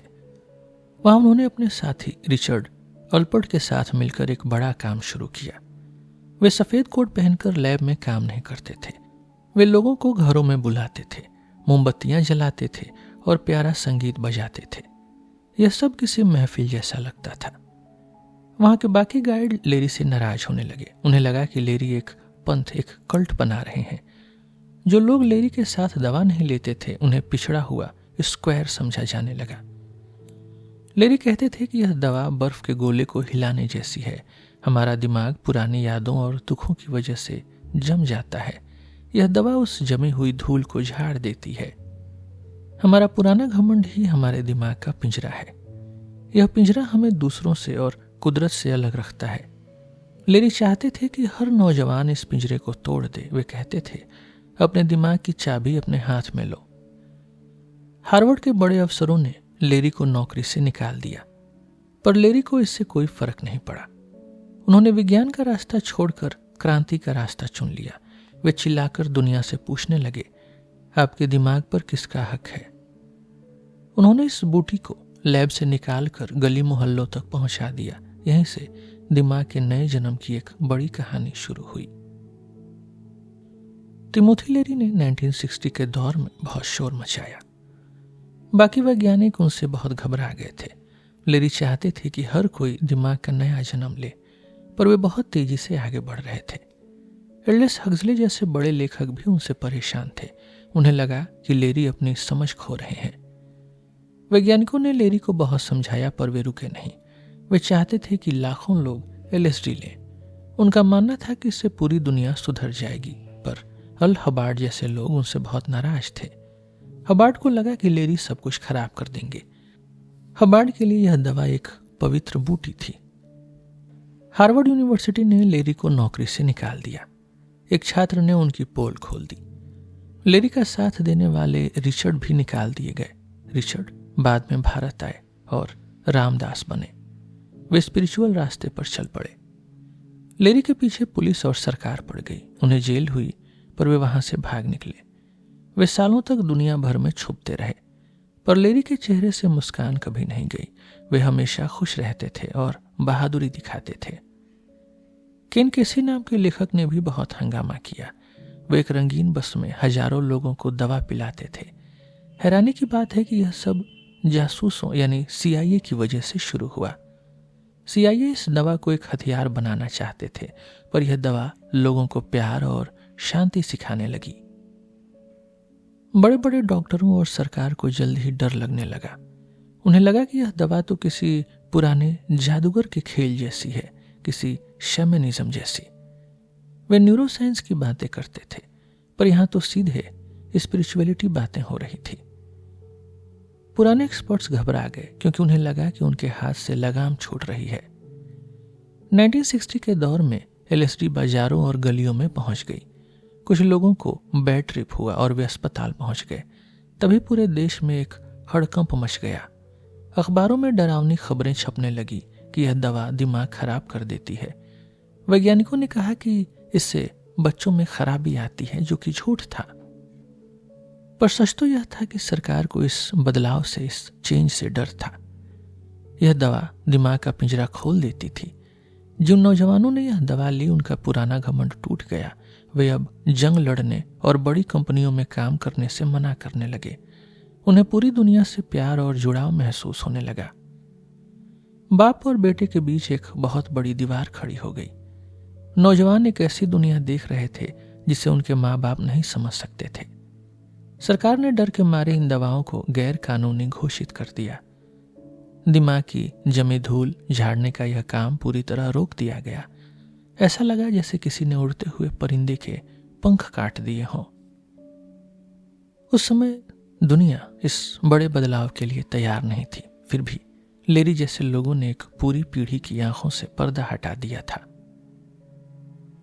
1966 के आखिरी दिनों में सब कुछ बिखर गया। LSD बनाने वाली कंपनी घबरा गई थी। उसने यह दवा डॉक्टरों को देना बंद कर दिया। 70 के करीब रिसर्च प्रोग्राम बंद हो गए। सबको लगने लगा कि यह काम बहुत खतरनाक है। अदालत में इस बूटी पर बड़ी बहस हुई। लेरी और कोहेन ने अपनी बात मजबूती से रखी। एक बड़े नेता रॉबर्ट कैनेडी भी उनके साथ थे। उन्होंने कहा कि यह दवा समाज के लिए अच्छी है, पर सरकार ने किसी की एक न सुनी। अक्टूबर में 60 वैज्ञानिकों को काम रोकने का हुक्म मिला। जेम्स फेडिमैन को वह दिन आज भी याद है। वे 4 लोगों को सफर करवा रहे थे, LSD ट्रिप। तभी सरकार की चिट्ठी उनके हाथ में आई। लिखा था, काम अभी के अभी बंद कर दो। सब कुछ छुप कर और चोरी छिपे होने लगा। अंडरग्राउंड दिमाग की जमी धूल साफ करने पर पाबंदी लग गई। 1979 में पुराने गाइड फिर से एक साथ मिले। लेरी, कोहेन और अल हबार्ड एक सोफे पर थे। वे सब अब बूढ़े हो चुके थे। उनकी मेहनत बेकार गई थी। वे पूछ रहे थे, इस सब का आखिर क्या मतलब निकला? कोहेन ने कहा, हमने लाखों लोगों का होश यानी कॉन्शियसनेस बदला। लेरी अब भी अपनी जादुई मुस्कान बिखेर रहे थे। वे बोले, गलतियां हुई, पर हमने नया रास्ता दिखाया। अल हबार्ड थोड़े चिढ़े हुए थे। वे लेरी से खुश नहीं थे, पर सबको पता था कि दिमाग का पिंजरा खुल चुका था। लेरी ने वह पिंजरा तोड़ने की हिम्मत दिखाई थी। हबार्ड ने कहा कि यह काम चोरी छिपे ही सही, पर चलना चाहिए। हमें दुनिया के बड़े नेताओं को यह दवा पिलानी चाहिए। लेरी मुस्कुराए और हबार्ड का शुक्रिया अदा किया। उन्हें पता था कि यह दिमाग का नया जन्म जरूर होगा। आज नहीं तो कल दुनिया सच को जरूर पहचानेगी। मैंने सोचा था कि मैं किसी बड़े अस्पताल की रिसर्च में हिस्सा लूंगा। वहां डॉक्टर और नर्स पास होते हैं तो डर कम लगता है। पर बड़े गाइड ने अब तंदुरुस्त लोगों को लेना बंद कर दिया। अब मुझे चोरी छिपे काम करने वाले किसी गाइड को ढूंढना था। क्या मैं अपना माइंड किसी अनजान के हाथों में सौंप सकता था? यह बड़ा जोखिम था। पर मेरा मन सच जानने को बेताब था। मेरा दिमाग पुरानी आदतों के बर्फ के गोले जैसा था। मुझे उस जमी हुई धूल को बस एक बार झाड़ना था। मैंने सुना था कि ये दवा दिमाग का पिंजरा खोल देती है। पिंजरा टूटते ही दुनिया का नया नजरिया मिलता है। कई लोगों को होने का एहसास और ट्रांसेंडेंस मिला, पर कुछ लोग अपनी पुरानी कड़वी यादों में भी डूब गए। मैं अपनी रूह की गहराई में उतरने से बहुत डरता था। मुझे लगा कि मेरे शांत चेहरे के पीछे कोई पागलपन तो नहीं। ये चोरी छिपे काम करने वाले लोग कोई मुजरिम नहीं है। वे तो पक्के थेरेपिस्ट हैं जो लोगों का इलाज करते हैं। वे अपनी आज़ादी और नौकरी खतरे में डालकर ये काम करते हैं। लियो जेफ इस स्पिरिचुअल काम के सबसे बड़े गाइड थे। उन्होंने हजारों लोगों को दिमाग का नया जन्म लेने में मदद की। वे कहते थे कि गाइड को हमेशा मरीज का हाथ थामना चाहिए। उन्होंने सफर के लिए कुछ पक्के कायदे और नियम बनाए थे, कुछ प्रोटोकॉल्स। इसमें संगीत और फूलों का इस्तेमाल बहुत जरूरी माना गया। ये दवाइयां बहुत ताकतवर हैं, इसलिए इन्हें सलीके से लेना चाहिए। सही उस्ताद और नियम ही हमें सुरक्षित रख सकते हैं। यही बदलाव हमें खुद से और दुनिया से जोड़ता है। मैंने कई गाइड से बात की। पहले वाले गाइड कुछ ठीक नहीं लगे। मन में सफर को लेकर बहुत डर था। आंद्रेई एक बूढ़े जानकार डॉक्टर थे। उनके दफ्तर में बुद्ध की मूर्त थी। वहां मारिया सबीना की तस्वीर भी थी। वे इसे होश की गहरी समझ कहते थे। उन्होंने मुझे गले लगाया। आंद्रेई बहुत ही बेपरवाह इंसान लगे। वे बोले, खुद को पूरी तरह छोड़ दो, सरेंडर। मुझे पागल होने और मौत का डर था। आंद्रेई ने कहा, मौत बस एक एक्सपीरियंस है। उन्होंने एक बहुत ही डरावनी बात कही। कहा, मरने वालों को बस दफना देना चाहिए। यह सुनकर मेरी हिम्मत जवाब दे गई। दूसरे गाइड तो और भी अजीब निकले। वे गले की माला से खाना चुनते थे। मैंने सोचा, ये मेरे गाइड नहीं हो सकते। मैं अब भी बहुत घबराया हुआ था। मेरी उम्र अब 60 साल की थी। मेरा दिल कभी कभी बहुत तेज धड़कता था। मुझे लगा जैसे न्यूरोसाइंस कमजोर है। मैंने अपने दिल के डॉक्टर से सलाह ली। उन्होंने MDA में दवा लेने से मना किया। कहा, इससे दिल पर बुरा असर पड़ेगा। बाकी दवा या बुट यानी LSD या सिलोसाइबिन उन्होंने ठीक बताई। अब मुझे बस सही गाइड का इंतजार था जो मेरा हाथ थामकर रास्ता दिखा सके। मैंने अपना पहला गाइड चुन लिया था। उनका नाम फ्रिट्ज था। वह ऊंचे पहाड़ों में अकेला रहता था। वहां न फोन था न बिजली थी। वह खुद अपनी सब्जियां उगाता था। वह एक पुराने नाजी सिपाही का बेटा था। फ्रिट्ज एक बहुत ही भला आदमी था। उन्होंने मेरा हाथ थामकर गले लगाया। उनका बचपन बहुत ही कड़वा बीता था। उनके पिता बहुत ज्यादा शराब पीते थे। फ्रिट्ज ने जवान होते ही बगावत कर दी। वह जेल गए और बहुत किताबें पढ़ी। कॉलेज में उन्होंने LSD ली। उन्होंने कहा कि यह दवा अनोखी है। इससे उनके अंदर का सारा गुस्सा बह गया।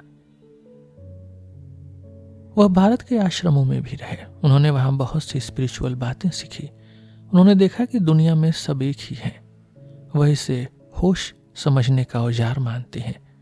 वह अब चोरी छिपे लोगों का इलाज करते हैं। हमारा सफर 3 दिनों का होने वाला था। वह मेरे लिए एक सुरक्षित जगह बनाएंगे। वह दवा को पहले खुद चख कर देखते हैं। उन्होंने कहा कि वह मेरा हाथ नहीं छोड़ेंगे। हम साथ बैठकर बीती बातें साफ करेंगे। फ्रिट्ज के साथ वह पहली दोपहर बहुत कमाल की थी। मैंने सीखा कि सिर्फ सांस लेने से होश बदल सकता है। फ्रिट्ज ने कहा, जोर से और तेजी से सांस लो। कुछ ही देर में मेरा शरीर अपने आप चलने लगा। मुझे लगा मैं एक तेज काले घोड़े पर सवार हूं। मैं जंगल के रास्तों पर बहुत तेजी से भाग रहा था। मुझे अपने शरीर की ताकत का पहली बार एहसास हुआ। शाम को अचानक मेरे दिल की धड़कन तेज हो गई। ऐसा लगा जैसे सीने के अंदर कोई चिड़िया फंस गई हो। मैं बहुत डर गया था कि कहीं जान न चली जाए। पर रात होते होते सब शांत हो गया। मैंने तय किया कि मैं पीछे नहीं हटूंगा। अगली सुबह मैंने LSD की एक छोटी डोज ली। मैंने अपनी जेब से एक पत्ता और पत्थर निकाला। गाइड ने कहा, अगर कोई डरावनी चीज दिखे तो भागना मत, उसका सामना करना और पूछना कि वह क्या सिखाना चाहती है। मैंने अपनी आंखों पर पट्टी बांध ली और संगीत सुनने लगा। संगीत ने मेरे दिमाग में पुरानी यादों के घर बना दिए। मुझे अपनी पत्नी और बेटे के साथ बिताए साल दिखे। मुझे लगा कि मैं जमीन के नीचे जड़ों का हिस्सा हूं। यह कुदरत के इंटरनेट जैसा था। मुझे अपने पिता के लिए बहुत हमदर्दी महसूस हुई। सबसे बड़ी बात जो मुझे समझ आई वह थी प्यार। प्यार ही सब कुछ है। यह बात सुनने में बहुत साधारण लगती है, पर उस समय यह दुनिया का सबसे बड़ा सच था। उस दिन मेरा दिमाग का पिंजरा पूरी तरह नहीं टूटा था, पर वह बहुत ज्यादा ढीला जरूर पड़ गया था। मुझे अब चीजें पहले से ज्यादा साफ दिखने लगी थी। एक नया नजरिया मेरे पास था। मैं अब अपनों के साथ ज्यादा खुश और शांत महसूस कर रहा था। यह सफर खत्म हुआ, पर इसने मुझे और गहरा जाने की हिम्मत दी। मेरी दूसरी यात्रा एक सजी हुई मेज के पास हुई। वहां मेरी गाइड मैरी बैठी हुई थी। उन्होंने पुरानी नेचुरल रस्मों के साथ प्रार्थना की। मेज पर हीरो जैसे पत्थर और फूल रखे थे। वहां एक बड़ी मशरूम वाली बूटी, सिलोसाइबिन बूटी रखी थी। मैंने उसे चॉकलेट के साथ धीरे धीरे खा लिया। उसका स्वाद मिट्टी जैसा और बहुत सूखा था। जल्द ही मैंने अपनी आंखों पर पट्टी बांध ली। संगीत बजते ही मैं एक नई दुनिया में था। वह जगह किसी कंप्यूटर के खेल जैसी थी, एक कंप्यूटर गेम जैसी। वहां काले रंग की अजीब और ऊंची इमारतें थी। मुझे वहां बिल्कुल भी अच्छा नहीं लग रहा था। मैं बाहर नेचर की गोद में जाना चाहता था। मेरा मन थोड़ा घबराया, पर मैंने हिम्मत नहीं हारी। मैंने खुद को इस सफर के हवाले कर दिया। यह किसी तेज रफ्तार झूले पर बैठने जैसा था। सफर के बीच में मैं हाथ पैर धोने लगा। वहां पानी की धार हीरों की तरह चमक रही थी। रोशनी के छोटे छोटे टुकड़े, फ्रैक्टल्स हर तरफ नाच रहे थे। मैरी ने मुझे बूस्टर की एक और खुराक दी। उस समय मैरी मुझे एक पुरानी गाइड जैसी दिखी। वह मेक्सिको की मारिया सबीना बन चुकी थी। उनके हाथ और चेहरा बहुत पुराने और अनुभवी थे। मैंने चुपचाप उनके हाथ से वह बूटी ले ली। मैंने अपने दिमाग पर एक छोटा एक्सपेरिमेंट किया। हमारा दिमाग पुरानी आदतों से सच का अंदाजा लगाता है। इसे दिमाग की जमी हुई धूल कह सकते हैं। हम अक्सर वही देखते हैं जो हम पहले से जानते हैं, पर यह दवा हमारे दिमाग का पिंजरा खोलती है। अब मैं दुनिया को नए नजरिए से देख रहा था। मैंने फिर से आंखों पर पट्टी बांध ली। दवा का असर अब बहुत तेज था। मेरा दिमाग का पिंजरा पूरी तरह टूट गया। मैं अब कागज के टुकड़ों जैसा बिखर गया। हवा मुझे उड़ाकर दूर ले जा रही थी, पर मुझे इस बात से कोई दुख नहीं था। मेरा होश अब शरीर से बाहर था। मैं बस एक खुली और शांत समझ था, एक अवेयरनेस। यह गहरा सुकून, यह ट्रांसेंडेंस जैसा एहसास था। मैंने देखा कि मैं अब मैं नहीं रहा। मैं दुनिया पर पुते हुए रंग जैसा बन गया। मेरा पुराना घमंड अब पूरी तरह गायब था। सफर के दौरान मैं शीशे के सामने गया। वहां मुझे अपनी खोपड़ी साफ दिखाई दी। फिर वह चेहरा मेरे दादाजी जैसा बन गया। मुझे उनकी बहुत याद आई और मैं रोया। मैंने उन सब लोगों को याद किया जो गुजर चुके थे। मेरा दिल अब पूरी तरह खुल चुका था। मैरी ने बाजे वाला संगीत बजाया। मैं खुद वह संगीत और वह बाजा बन गया। मैं उस आवाज के साथ पूरी दुनिया में बहने लगा। संगीत ने मुझे मौत से हाथ मिलाना सिखाया।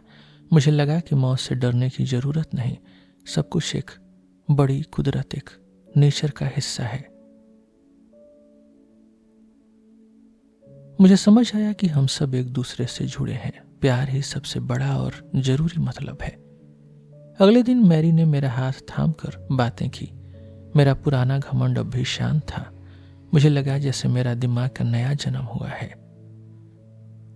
आगे मैंने और भी एक्सपेरिमेंट ट्राई किए। यह मेंढक की कहानी है। इसमें 5-MeO DMT दवा का इस्तेमाल होता है। यह मेंढक का जहर है, पर कमाल की मेडिसिन है। मैं रोसियो नाम की एक जानकार औरत से मिला। वह मेक्सिको के रेगिस्तान में मेंढक पकड़ती है। वह इनके जहर को सुखाकर मेडिसिन बनाती है।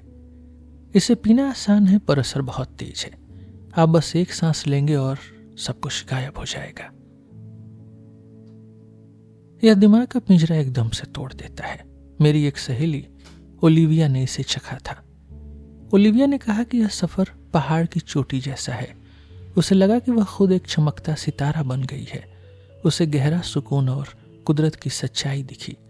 उसे समझ आया कि हर चीज प्यार से बनी है। मैंने भी यह अनोखा एक्सपीरियंस करने का फैसला किया। मेरा दिल अब सच जानने के लिए तैयार था। हम सब इस बड़ी कुदरत का एक छोटा हिस्सा हैं। मेंढक वाली बूटी यानी 5-MeO-DMT लेने से पहले वाली रात मैं सो नहीं सका। मेरे मन में बहुत डर था, क्या मैं पागल हो जाऊंगा। पर मैंने सोचा कि बस आधे घंटे की ही तो बात है। सुबह जब सूरज निकला तो मैं तैयार था। रोसियो ने पाइप में वो 5-MeO-DMT क्रिस्टल्स डाली। उसमें आग जलाई और मैंने एक गहरी सांस ली। बस उसके बाद मैं कहाँ गया मुझे कुछ याद नहीं। मेरा पुराना घमंड बारूद की तरह फट गया। मेरा दिमाग का पिंजरा छोटे छोटे टुकड़ों में बिखर गया। मैं नहीं रहा। मेरा सारा होने का एहसास मिट चुका था, पर मेरा होश अब भी जाग रहा था। मुझे लगा मैं किसी रॉकेट के बाहर चिपका हुआ हूं। हवा का शोर बहुत तेज और डरावना था। ऐसा लगा जैसे दुनिया का जन्म उल्टा हो रहा हो। वहां न वक्त था न कोई जगह, बस एक भयानक और जोरदार शोर था। फिर अचानक सब कुछ फिर से जुड़ने लगा। मुझे अपना शरीर धीरे धीरे वापस मिला। ऐसा लगा जैसे मेरा दिमाग का नया जन्म हुआ है। मैंने अपने बेटे आइज़ेक को महसूस किया। मेरा दिल पूरी दुनिया के लिए प्यार से भर गया। मुझे समझ आया कि बस होने में ही सुख है। हम हमेशा कुछ न कुछ करने में लगे रहते हैं। हमें बस चुपचाप बैठना और ठहरना सीखना चाहिए। हमारा पुराना घमंड, हमारा ईगो एक पहरेदार जैसा है। वह हमें कुदरत को साफ देखने नहीं देता। वह हमें सिर्फ अपने बारे में सोचने पर मजबूर करता है। पर जब यह दिमाग का पिंजरा खुलता है तो सब सच दिखता है। अब मुझे मौत से डर नहीं लगता। मुझे समझ आ गया है कि हम सब एक हैं। Inter connectedness. हम सब इस बड़े नेचर का एक छोटा सा हिस्सा है। यही इस सफर का सबसे बड़ा मतलब था। आखिर उन दवाओं के साथ मेरे दिमाग में क्या हुआ? LSD और सिलोसाइबिन अनोखी हैं। इनकी बनावट हमारे दिमाग के एक सेरोटोनिन, एक केमिकल जैसी है। यह केमिकल दिमाग को संदेश पहुंचाने का काम करता है। दिमाग में कुछ खास ताले 5-HT2A रिसेप्टर्स होते हैं। ये दवाइयां उन तालों की चाबी बन जाती है। LSD तो असली केमिकल से भी मजबूत है। यह ताले में जाकर मजबूती से चिपक जाती है। पर सिर्फ ताला खोलना ही सब कुछ नहीं है। सवाल यह है कि हमारा होश, हमारा कॉन्शियसनेस कैसे बदलता है। न्यूरोसाइंस अब यह समझने लगी है। होश का मतलब है खुद के होने का एहसास, यानी एग्जिस्टेंस। लंदन की एक लैब में बहुत बड़ा काम हो रहा है। रॉबिन नाम के एक जवान गाइड यहां शोध कर रहे हैं। डेविड नट और अमांडा उनकी मदद कर रहे हैं। अमांडा मानती हैं कि LSD दिमाग की घुट्टी जैसी है। डेविड नट को सच बोलने की वजह से नौकरी से निकाल दिया गया था। उन्होंने कहा था कि यह दवा शराब से कम खतरनाक है। रॉबिन यह समझना चाहते थे कि हमारे अंदर क्या चल रहा है। उन्होंने लोगों को सिलोसाइबिन देकर उनके दिमाग को देखा। सबको लगा कि दवा से दिमाग बहुत तेज चलने लगेगा, पर हुआ इसका एकदम उल्टा। दिमाग का एक खास हिस्सा एकदम शांत हो गया। इस हिस्से को दिमाग की पुरानी पगडंडी कहते हैं, यानी डिफॉल्ट मोड नेटवर्क। यही हमारे दिमाग का बड़ा शहर, कैपिटल सिटी या मालिक है। यही हिस्सा हमारे पुराने घमंड को संभाल कर रखता है। यही वह दिमाग का पिंजरा है जो हमें कैद रखता है। जब हम खाली बैठकर फालतू चिंता करते हैं तब यही चलता है। डिफॉल्ट मोड नेटवर्क एक बड़े साहब जैसी है। वह दिमाग के हर हिस्से पर अपना हुक्म चलाती है। साहब के डर से बाकी हिस्से चुपचाप बैठे रहते हैं। जब साहब चले जाते हैं तो सब आजाद हो जाते हैं। दबी हुई यादें और स्पिरिचुअल बातें बाहर आने लगती हैं। यह साहब दुनिया की हर चीज को छान कर दिखाते हैं। वे हमें उतनी ही बात बताते हैं जितनी जरूरी है। हमारा दिमाग हर चीज का बस अंदाजा लगाता है, गेस। हम जिसे सच कहते हैं वह दिमाग की कल्पना है। दवा इस अंदाजे की मजबूत पकड़ को ढीली करती है। बहुत डिसिप्लिन दिमाग में जंग यानी रस्ट लगा देती है। डिप्रेशन और एडिक्शन इसी से आती है। दिमाग का पिंजरा तब बहुत मजबूत हो जाता है। इंसान अपने ही सोच के घेरे में कैद हो जाता है। उसे दुनिया का कोई नया रास्ता नजर नहीं आता। LSD या सिलोसाइबिन से हम बच्चे जैसे बन जाते हैं। हमारा पुराना घमंड मिटते ही नया नजरिया मिलता है। दिमाग के अलग अलग हिस्से आपस में नई बातें करते हैं। यही वह मौका है जब दिमाग का नया जन्म होता है। हम अपनी पुरानी उदासी, अपनी पुरानी डिप्रेशन से बाहर निकल आते हैं। आमतौर पर दिमाग के हिस्से अलग अलग रहते हैं। वे सिर्फ अपने काम से काम रखते हैं। पर सिलोसाइबिन सब बदल देती है। दिमाग में हजारों नई छोटी पगडंडियां, नए छोटे रास्ते खुल जाते हैं। जो हिस्से पहले खामोश थे वे जुड़ जाते हैं।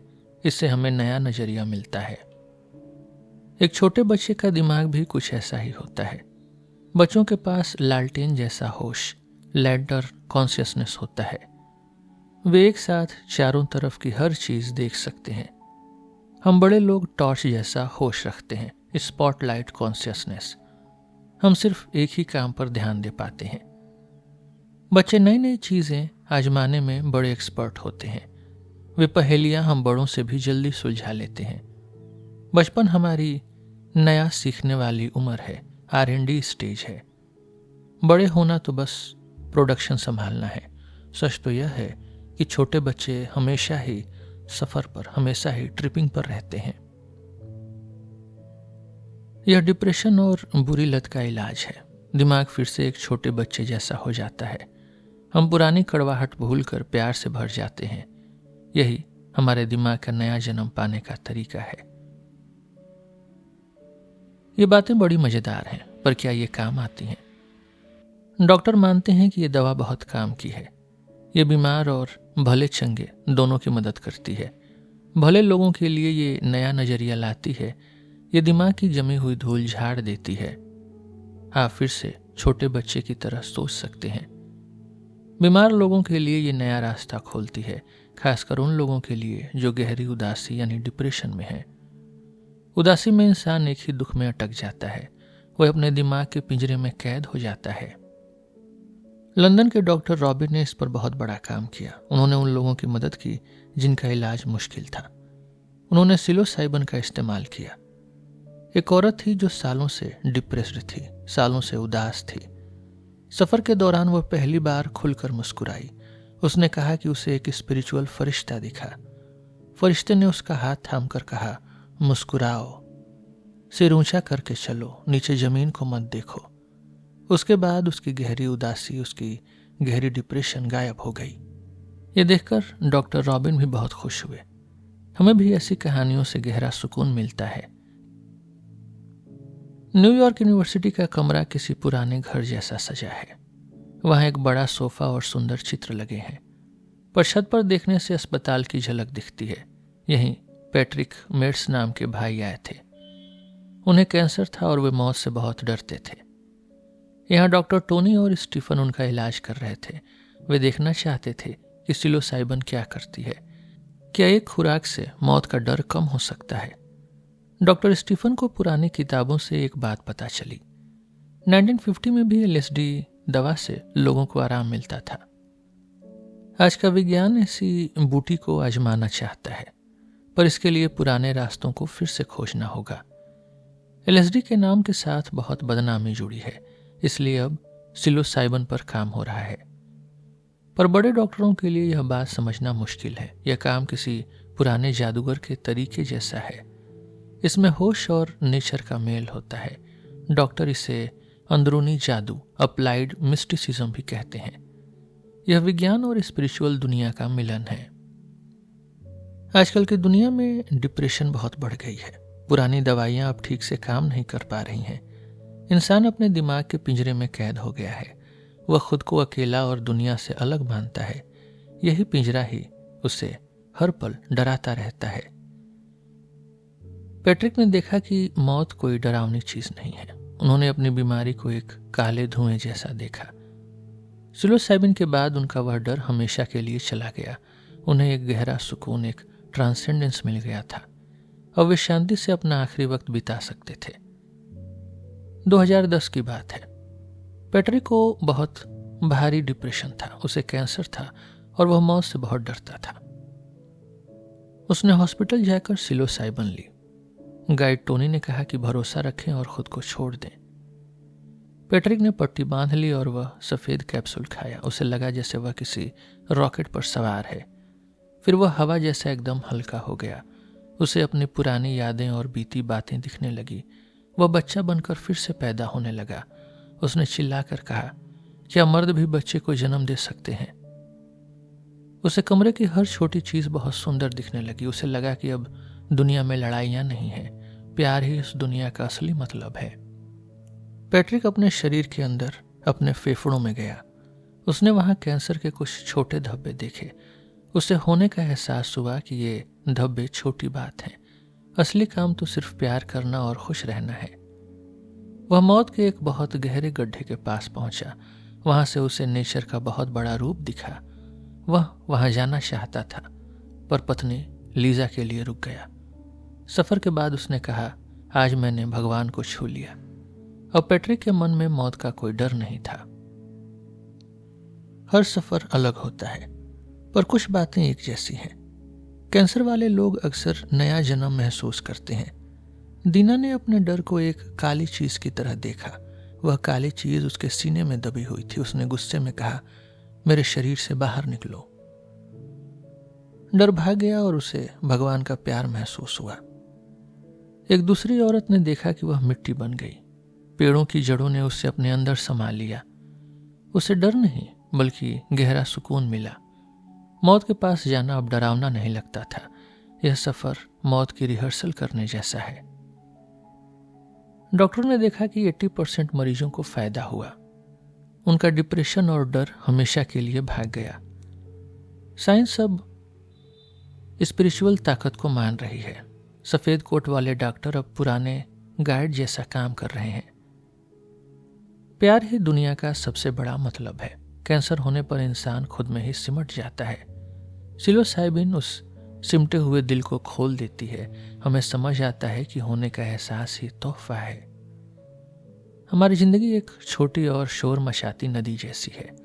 उससे पत्थरों और पहाड़ों से होकर गुजरना पड़ता है। अंत में नदी को समंदर में मिलना ही होता है। समंदर में मिलकर नदी का डर और दर्द खत्म हो जाता है। पैट्रिक उस सिलोसाइबिन सफर के बाद 17 महीने जिए। अब वे अपनी मौत को लेकर एकदम शांत थे। उनकी पत्नी को लगा कि वे हार मान रहे हैं, पर पैट्रिक तो जीने का नया नजरिया सीख रहे थे। पैट्रिक ने अपने दिमाग की जमी धूल झाड़ ली थी। अब उनके लिए अपनों का साथ ही सबसे बड़ा मतलब था। वे छोटी छोटी बातों में बहुत खुश रहने लगे थे। उन्होंने अपने दिमाग का पिंजरा खोल दिया था। जब उनके फेफड़े खराब हुए तो वे अस्पताल चले गए। पैट्रिक वहां किसी योगी की तरह सबको प्यार बांट रहे थे। डॉक्टर और नर्सें भी उनके पास बैठकर सुकून पाती थी। मौत के ठीक पहले उनकी आंखें बहुत तेज चमक रही थी। वे अपनी पत्नी से बोले, यह जिंदगी का पहिया है, व्हील ऑफ लाइफ। अभी दुख है, पर यह पहिया घूमेगा और तुम खुश होगी। पैट्रिक बहुत होश के साथ इस दुनिया से विदा हुए। उनकी मौत बहुत ही शांत और स्पिरिचुअल थी। यह सिलोसाइबिन हमें अपने स्पिरिचुअल ताकत से मिला देती है। पैट्रिक ने खुद को और इस नेचर को पहचान लिया था। चांद पर जाने वाले यात्रियों ने धरती को देखा। उन्हें धरती एक छोटा नीला गोला जैसी दिखी। वहां से कोई सरहद और दीवार नहीं दिखती। सब कुछ एक ही धागे से जुड़ा दिखा। इंसान को नेचर की असलियत समझ आ गई। बुरी लत भी बिल्कुल वैसी ही है। जब हम ऊपर से अपनी जिंदगी को देखते हैं तब सिगरेट या शराब बहुत छोटी लगने लगती है। मैथ्यू जॉनसन ने एक एक्सपेरिमेंट किया। उन्होंने सिगरेट पीने वालों को सिलोसाइबिन दी। 80% लोगों ने सिगरेट हमेशा के लिए छोड़ दी। यह किसी भी पुराने इलाज से बेहतर था। एलिस नाम की औरत ने अपनी सोल देखी। उसे लगा कि बस सांस लेना ही सबसे बड़ा तोहफा है। चार्ल्स को पहाड़ पर खड़े होकर ट्रांसेंडेंस मिला। सवाना ने खुद को एक डरावनी मूरत जैसा देखा। वह मूरत खुद को धुएं से घोंट रही थी। उसे अपनी लत से नफरत हो गई। दिमाग को एक बार फिर से शुरू किया गया। यही दिमाग का नया जन्म होने का जादू था। लत छुड़ाने के लिए यह साइकेडेलिक्स कोई नई बात नहीं है। पुराने लोग बहुत पहले से इसे इलाज मानते थे। शराब की लत से पीछा छुड़ाने में यह बहुत असरदार है। 1950 में हजारों लोगों ने LSD का एक्सपीरियंस किया। सिर्फ एक खुराक से 6 महीने तक सुकून मिला। शराब की लत एक स्पिरिचुअल बीमारी जैसी है। इंसान अपनों से और नेचर से कट जाता है। उसके लिए सिर्फ बोतल ही सबसे बड़ा मतलब है। वह अपनी पत्नी और बच्चों तक को भूल जाता है। टेरी नाम की एक औरत बहुत परेशान थी। उसके पति ने उसे बहुत मारा पीटा था। उसे अपनी बीती बातों पर बहुत पछतावा था। वह खुद से नफरत करती और हमेशा दुखी रहती थी। उसने मशरूम वाली दवाई आजमाने का फैसला किया। सफर के शुरू में उसे बहुत अंधेरा और डर लगा। वह अपने बच्चों को याद करके बहुत रोई। फिर उसे गहरा सुकून महसूस हुआ। उसे लगा जैसे ईसा मसीह ने उसे गोद में लिया। उसके कंधों से सारा भारी बोझ उतर गया। अब वह खुद को एक अच्छी औरत मानती है। वैज्ञानिकों ने चूहों पर एक मजेदार एक्सपेरिमेंट किया। अकेले और उदास चूहे नशे के आदी हो जाते हैं, पर जो चूहे बगीचे में खेलते हैं वे नशा नहीं करते। दुनिया हमें जेल भी लग सकती है और खेल भी। हमारा नया नजरिया, हमारा पर्सपेक्टिव ही सब कुछ बदल देता है। 2017 में एक बहुत बड़ी बात हुई। डॉक्टर अपनी रिपोर्ट लेकर सरकार के पास गए, FDA के पास। उन्हें लगा कि शायद सरकार मना कर देगी, पर सरकार ने कहा इसे डिप्रेशन के लिए आजमाओ। दुनिया भर में लाखों लोग मन से बहुत दुखी हैं। उनके लिए यह दवा सिलोसाइबिन एक उम्मीद है। एक भाई ने कहा, मेरा दिमाग फिर से साफ हो गया। अब मुझे पेड़ों और फूलों में असली सुंदरता दिखती है। या नाम का आदमी बहुत सालों से परेशान था। उसने अपने मन के डर का डटकर सामना किया। उसका डर एक वर्दी वाले घोड़े जैसा बन गया। वह डरा नहीं, बल्कि खिलखिलाकर हंसने लगा। अब वह खुद को और दुनिया को प्यार करता है। यह एक्सपीरियंस एक नया नजरिया देता है, जैसे हम आसमान से पूरी धरती को देख रहे हों। कभी कभी यह चमक थोड़े दिनों बाद कम हो जाती है, पर इंसान को गहरे सुकून का रास्ता मिल जाता है। यह तरीका दुनिया में बड़ा बदलाव ला सकता है। हमारा होने का एहसास अब प्यारा लगने लगता है। अगर एक ही दवा से बहुत सारी बीमारियां ठीक हो, इसका मतलब है कि वे बीमारियां अंदर से एक जैसी हैं। डिप्रेशन, बुरी लत और डर एक ही जड़ से हैं। यह सब अटक जाने वाली बीमारियां हैं। हमारा दिमाग अपने ही पुराने रास्ते, अपने पुरानी पगडंडी में फंस जाता है, अपने इस डिफॉल्ट मोड नेटवर्क में। दिमाग को एक बर्फीली पहाड़ी मान लीजिए। हमारी सोच एक फिसलन वाली गाड़ी जैसी है। बार बार एक ही रास्ते से जाने पर लकीर बन जाती है। फिर हमारी सोच चाहकर भी उस लकीर से बाहर नहीं निकलती है। यही दिमाग की पुरानी बगडंडी का काम है, इस डिफॉल्ट मोड नेटवर्क का। दवा इस पहाड़ी पर ताजा बर्फ गिराने जैसा काम करती है। LSD और सिलोसाइबिन पुरानी लकीरें मिटा देती हैं। इसे बर्फ के गोले को हिलाना भी कह सकते हैं। पुरानी और जमी हुई धूल यानी हैबिट्स पूरी तरह साफ हो जाती हैं। मैं एक जानकार डॉक्टर जुडसन ब्रीवर से मिलने गया। उन्होंने मेरे दिमाग की पुरानी पगडंडी को यानी डिफॉल्ट मोड नेटवर्क को देखा। उन्होंने मेरे सिर पर तारों वाली एक टोपी लगाई, एक सेंसर्स। इस टोपी से वे मेरे दिमाग की लहरें देख सकते थे। दिमाग का एक खास कोना, PCC, हमें उलझाए रखता है। यही हमारा पुराना घमंड अपना घर बना लेता है। यह कोना हमें पुरानी बातों और चिंताओं में फंसाता है। दवा या बूटी यानी सिलोसाइबिन इसे कुछ पल के लिए सुला देती है। मैंने आंखें बंद की और अपनी रूह को, अपनी सोल को देखा। मुझे अपना पुराना घमंड एक लोहे के खंभे जैसा दिखा। वह खंभा मेरे और इस सुंदर दुनिया के बीच खड़ा था। फिर वह भारी खंभा धीरे धीरे हवा में उड़ गया। वह खंभा खोखला था और अब उसका डर नहीं था। मैं अब आजाद था और खुद में बहुत खुश था।